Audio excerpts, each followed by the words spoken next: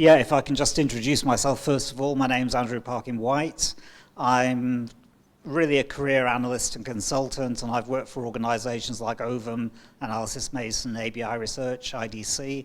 I did step my foot in industry for 4 years working as a strategist for BT. I've been involved with the IoT market now for a number of years. I had my own small research and consulting organization which looked at smart cities and IoT, and while I was at IDC I did a fair bit of work on IoT as well.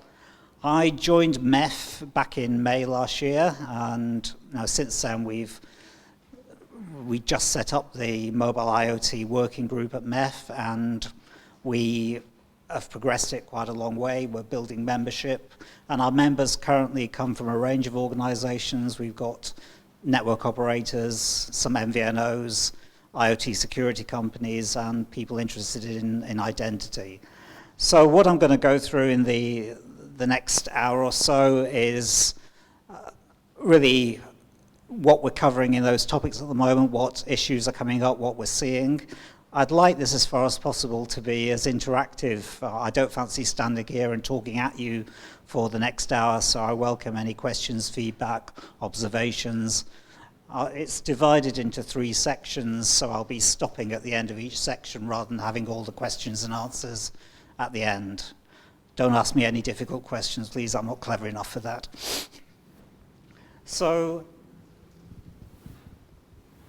the first question is, so why mobile IoT at MEF? It's a new topic area, and the answer was pretty clear, that it's no longer just hype. We're seeing connected cars, electrical grids, smart cities, industrial infrastructure.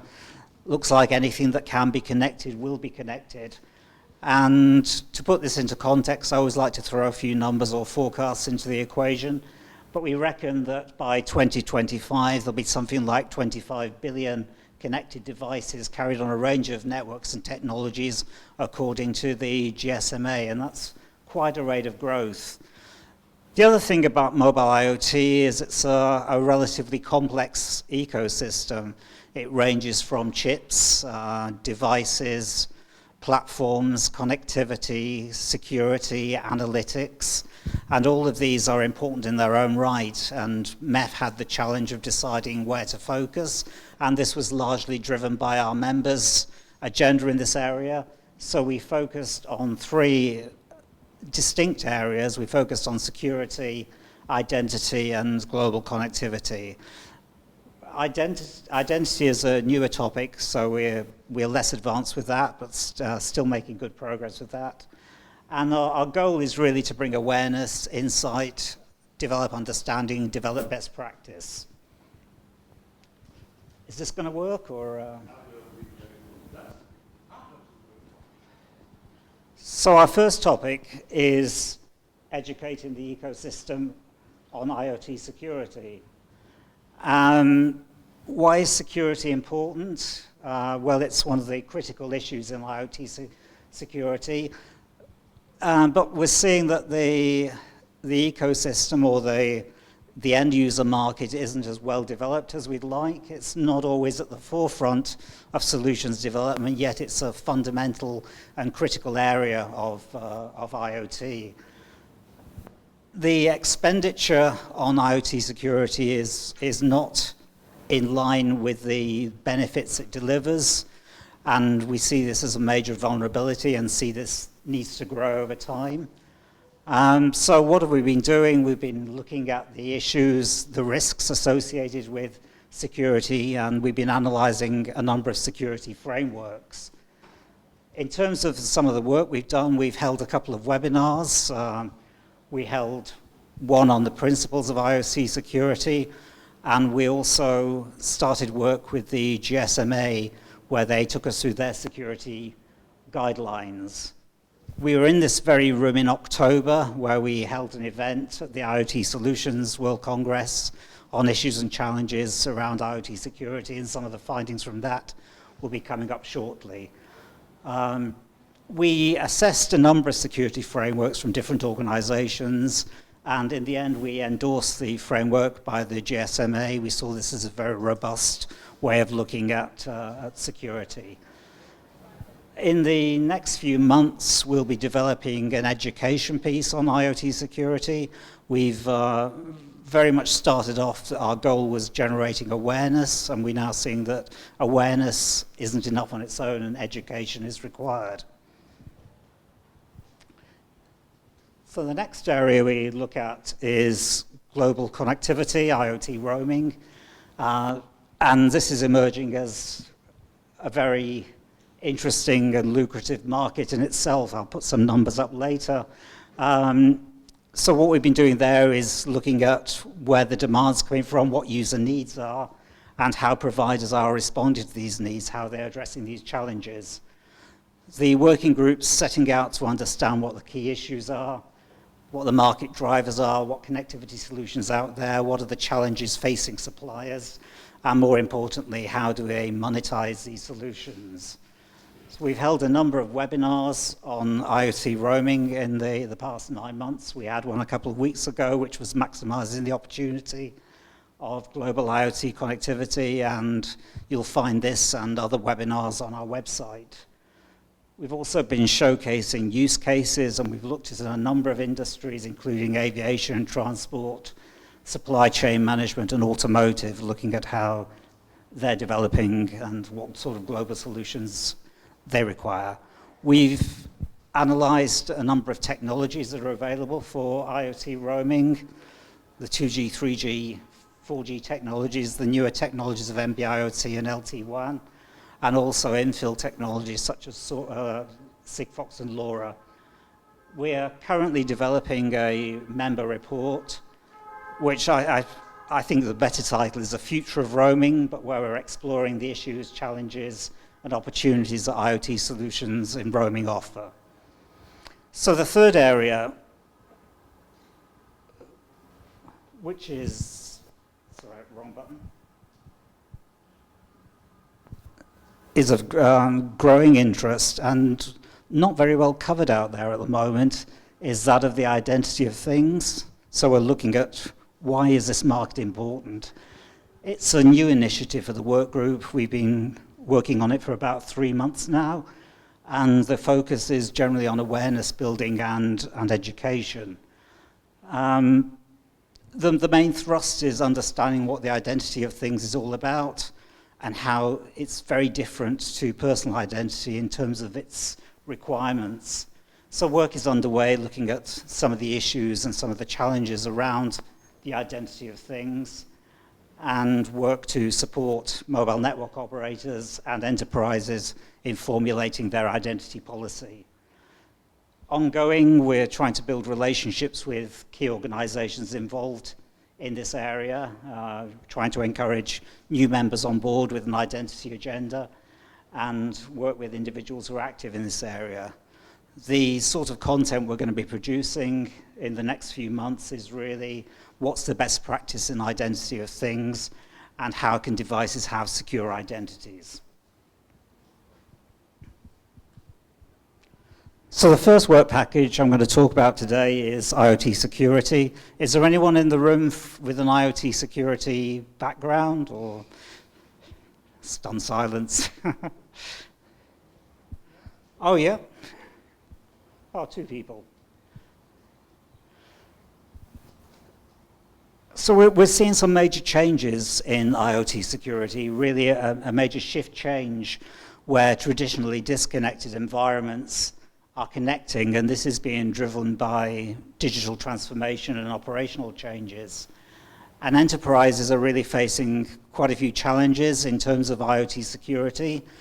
We've seen reports by Microsoft that cite that 97% of enterprises are very concerned about security and IoT security. A recent survey by the GSMA identifies security as one of the top 3 challenges that enterprises have to face. We're of the opinion that if security is inadequate, it's going to impede growth of the market. We're also hearing anecdotally, or not hearing, that security breaches aren't communicated. Enterprises are reluctant to talk about them for obvious commercial reasons. And we have had examples in the past where security breaches in IoT have brought an organization to their knees and sometimes forced them to stop trading. New threats are emerging all of the time. DDoS is seen as an old threat now, and hackers are getting smarter to how to hack into IoT devices, and it's a major area of concern. If, for example, a vehicle is hacked or a medical device, and we've heard of ethical hacking taking place on certainly Jeep and Tesla in recent times.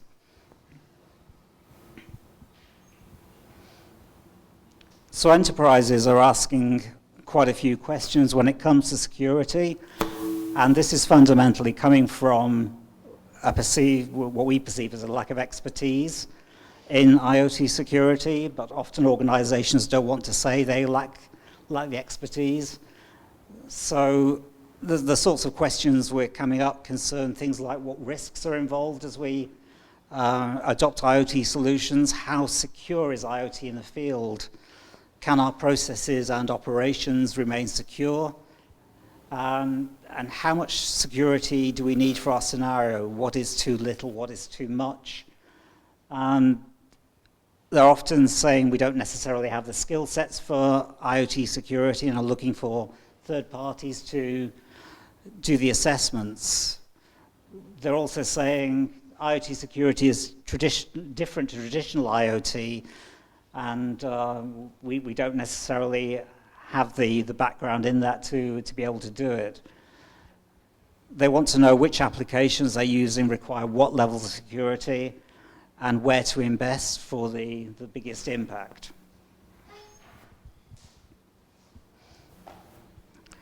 So in terms of the opportunities and challenges facing IoT security, or enterprises involved in IoT security, first and foremost, the device is the weakest link in the scenario. Things like inability to perform over-the-air updates to what can be quite a dumb device is proving difficult. They're physically present in any network, and so the physical surface area of attack is greater.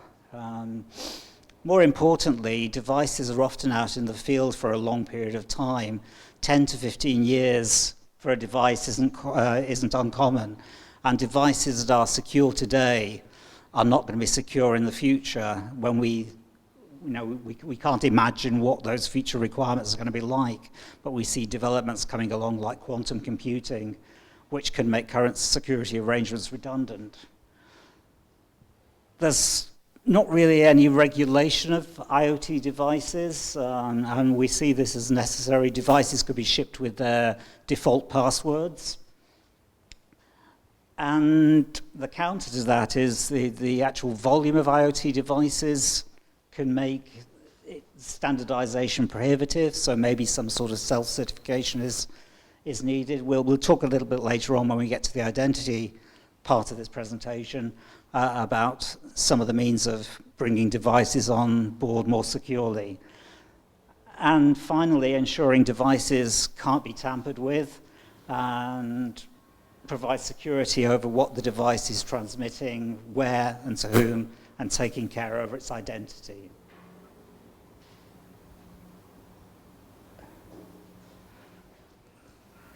So the key thoughts coming out from us are that security in IoT is needed by design, but this can often be at odds with the development life cycle. There's a desire to get product out into the field very rapidly, and this sometimes means that they're shipped as an insecure solution. We believe that education needs to happen, and the sort of security breaches and attacks need to be brought to people's attention so that the broader ecosystem can learn from these experiences. IoT security guidelines are in place for mobile network operators, but they're only a small percentage of the overall number of IoT connections, and the mobile operators can only really secure the connectivity part of the IoT ecosystem. Another observation, IoT has evolved from a hardware background, and there's not necessarily the skills in place to deal with what is essentially a software offering. So finally concluding, it's a large and complex undertaking, and there are often questions of who will pay for security, particularly in a market that's becoming very competitive. We've also looked at Microsoft's security maturity model, more on that on our website, and looked at how enterprises can take a practical assessment of the risks.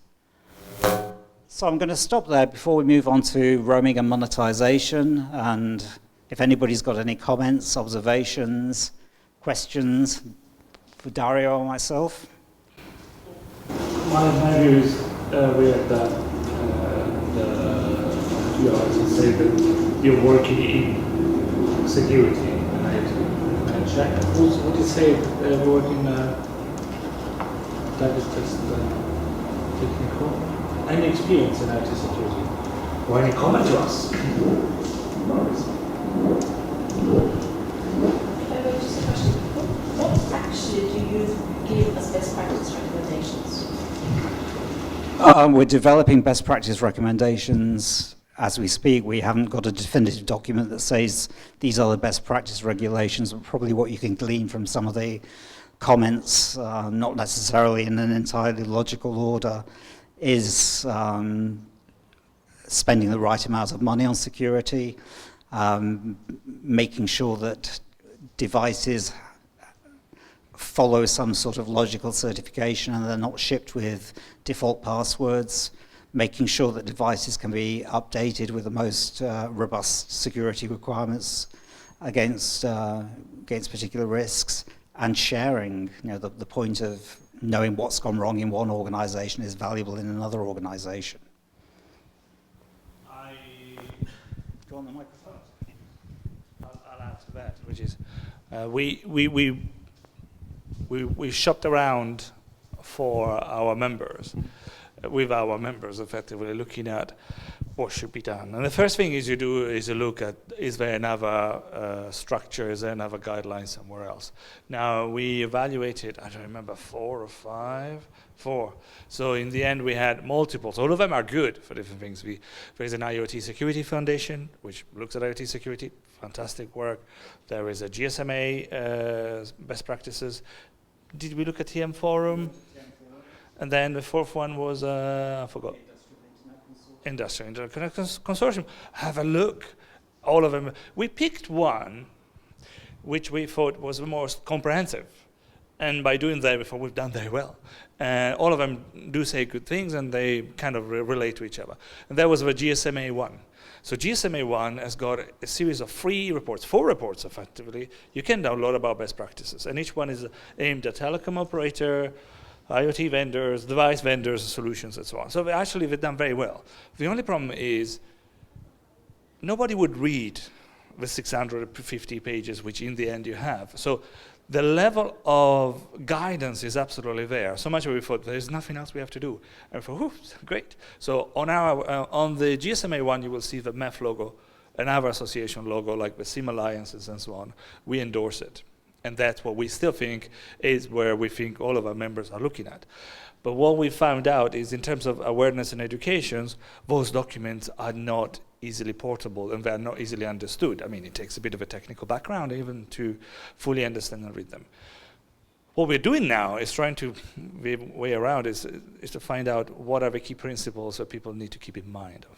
But we'll keep on referring to the GSMA 1 as a master one for answers to all questions. Does that? Yeah, I think you kind of alluded to the problem here, because it's, if you take the GSMA's security guidelines, right, then as you said, they have parts for the operators, they have parts for device vendors, and they have parts for this and that. And the issue is that it's a wide ecosystem. IoT can cover anyone basically. So what kind of scope are you looking at? I mean, is it something for everyone, or is it something? Are you going to focus in some ways?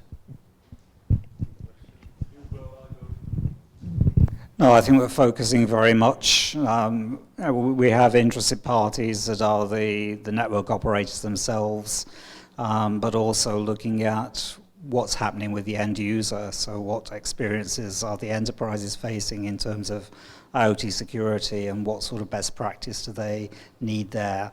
How do we educate the broader ecosystem, but how do we educate users in the field as to what the most appropriate measures are to take? IoT is huge, and you're right, and it's probably another abstract concept, a bit like artificial intelligence. Like, well, what is artificial intelligence? And when we started, the first few calls we had with our members is trying to understand what exactly we wanted to cover. Now, because we have a mobile ecosystem forum, and we are saying that that's mobile IoT that we focus on, which is a subset in itself. But we are focusing on wherever some people would say wireless, because we have a wider approach. It doesn't have to be an MNO, a mobile network operator itself. It could be an alternative solution, but there is a wireless aspect. A lot of IoT will happen on proximity local networks, fixed networks, and something else. But because of their nature, we're not looking at that. Now, that doesn't save us to say they're still hugely complex. At one point, one of our questions was which verticals we'll have to look at. Now, in terms of generic principles, maybe a network component, a network security solution might look the same. So would be a device at use case, and I think some of you would have a better experience than me, but at use case level, there would be actually much more details in what exactly needs to be done for this and that. In terms of a generic approach, though, we have found something which is very common, even not just on the IoT front, but because of a sharing of a network technology solutions, expose how much is common, which you might have to sort it out for other things, and you'll sort it out for IoT as well, and how much IoT sometimes does not fit in the traditional telecommunication paradigms and model. Actually, you'll talk about roaming, which is one example of that. But for security, you could imagine that applies as well. So does that answer a bit? So it's still very broad. We have a slightly more focused approach, but we do understand that it's a vertical that will make a difference. And so it will be the specific implementation where everything you can see, when you can talk about what type of devices you have, and then you can do your estimates accordingly. Everybody else, let's go questions. Would you say that the majority of the issues come from the devices? That's what I understood from what you said. That the majority of the vulnerabilities would come from devices being misconfigured or not having enough security awareness of process. I think that's one aspect, but you've also got the devices communicating across the network, and devices can be the weakest point of entry into a network. So there are kind of multiple levels of consideration, but I mean certainly securing the device is very important.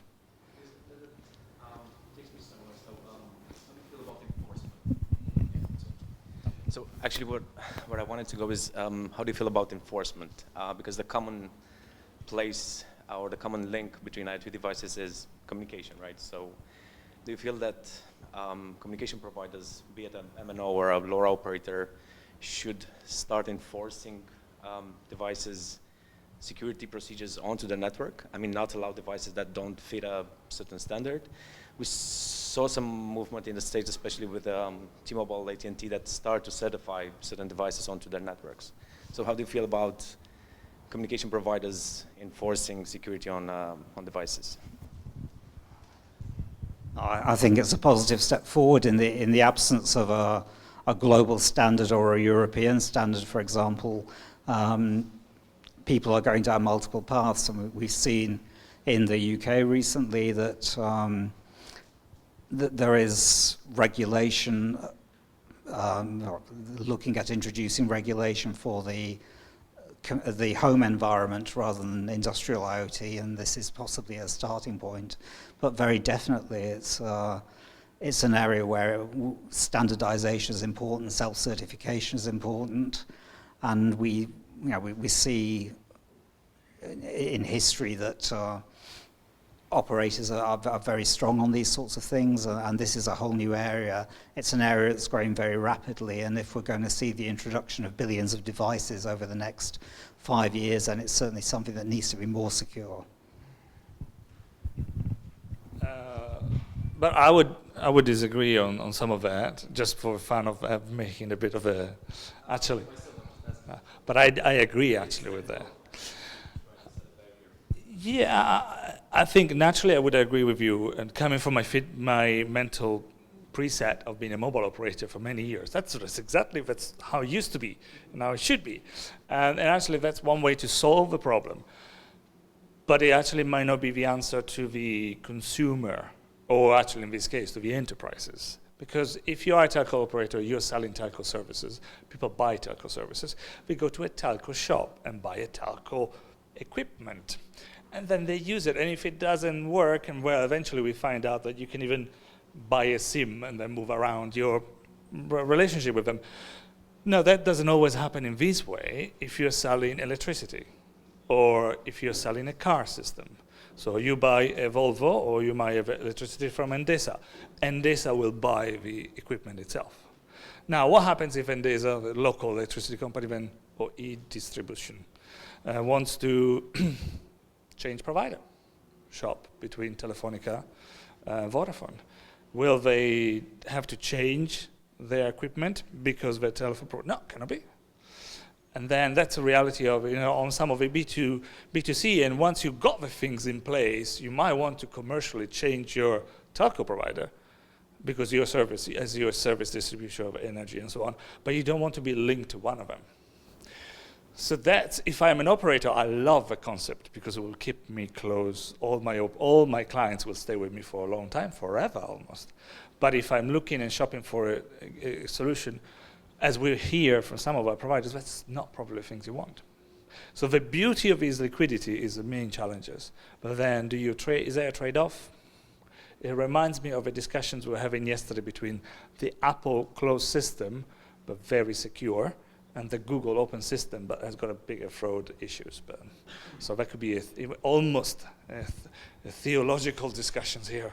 We're talking to the level. I think we're actually saying the same thing. Yeah, we are. Yeah.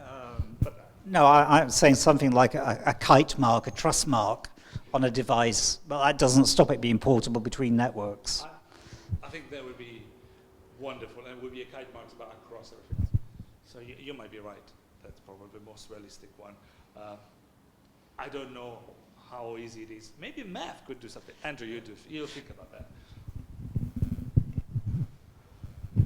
So just pondering this, do we have a view, because you initially started off, of course, with the, let's say, connectivity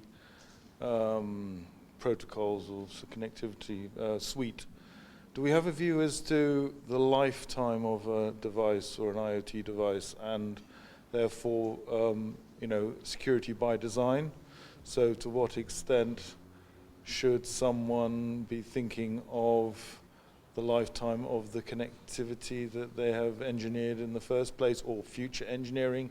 For example, obviously 5G is a big thing, but I just wonder as to how does one tackle that from a best practice perspective? It's a very good question, and we did discuss this when we had the panel here a few months ago, and a number of scenarios are coming into play, and I made the point that devices can be in the field for 10, 15 years, and certainly it's hard to foresee what sort of security challenges are going to lie ahead and what sort of technological developments are going to affect that sort of install base over time, which is why there's a need to have a communications channel that can potentially update those. You don't want a manual process. So we've got devices that can be around for 10, 15 years. If we're looking at the other end of the spectrum, we've got devices that may only be around for a few hours, an IoT connection that's very, very temporary. And when we talk about identity a little bit later on, we've seen examples coming up of things like cans of drink, cigarette packets, tablets, as in medication tablets, that all have an identity. They're all linking to the network, but have a very short shelf life compared to some of these devices.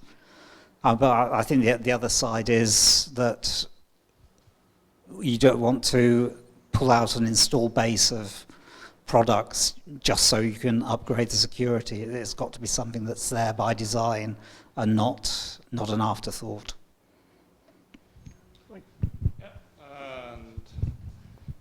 And is any other comment on the security piece? Or maybe I'll ask you a comment then. Well, there are more comments from those. It's exactly that. It's a comment, it's not a question. It's if you look at this going forward now, I mean, in an IoT context, or even in a 5G context, in which a lot is IoT, it's really about digitalization of industries, or digitalization of societies, actually.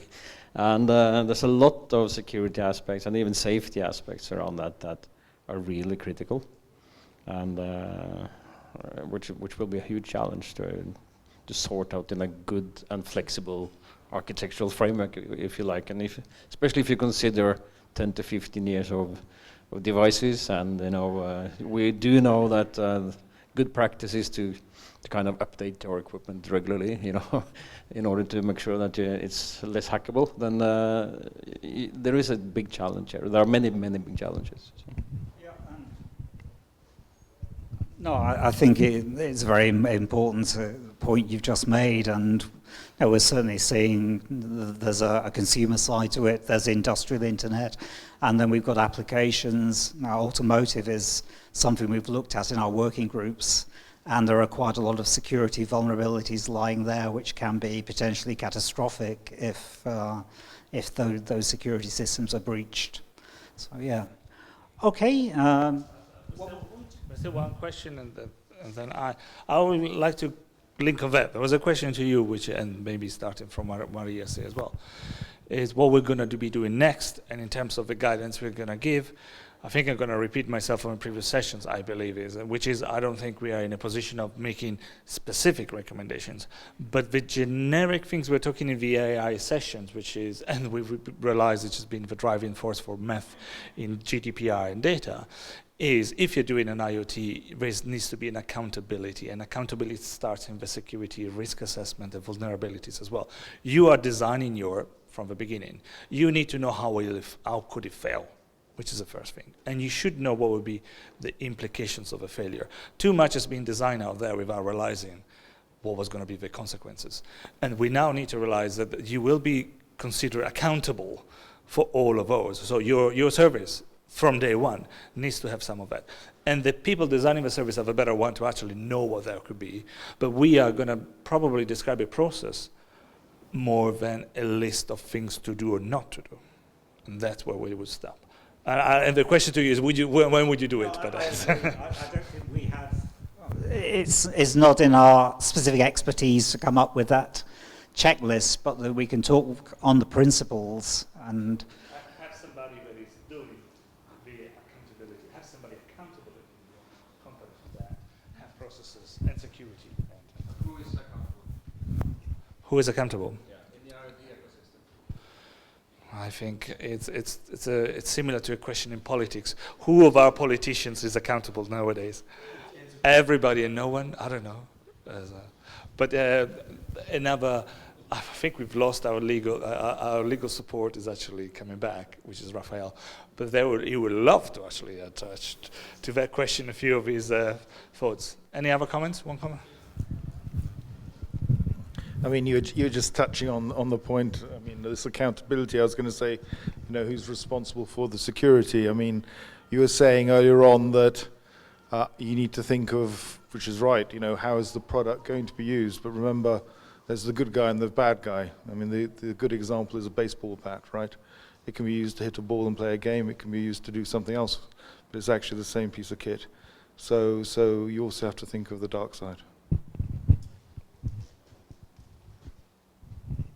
And good point, and certainly some of the organisations we're working with are very aware on this good and dark side to IoT security, and you have to understand the dark side to be able to do the good. So yeah, and that's something they do explore.